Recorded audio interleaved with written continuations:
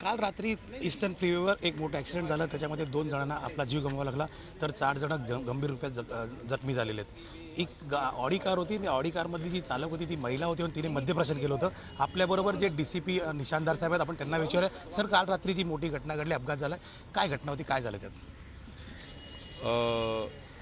Eastern freeway जो आहे त्याच्यावर उलट्या बाजूने या महिला साऊथ मुंबईतून एक ठिकाणून जेवण करून येत होत्या आणि त्यांनी हेड ऑन एका टॅक्सीला हिट केलेले।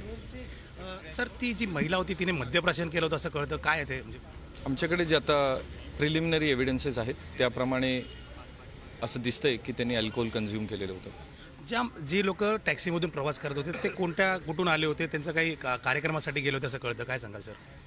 जे टॅक्सीमध्ये होते त्यांचे मुलाचं 10वीचे एक्झाम पास झालं म्हणून ते एक ठिकाणी ठाण्यामध्ये जेवायला गेले होते।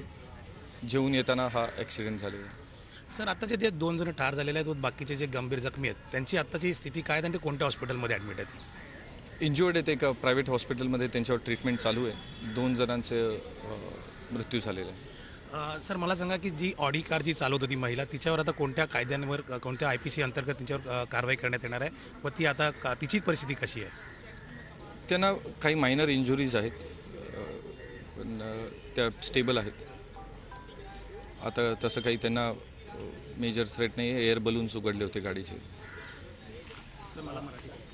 Prashant Ankushrao, Zee media, Mumbai. Zee 24 तास रहा एक पाऊल पुढे।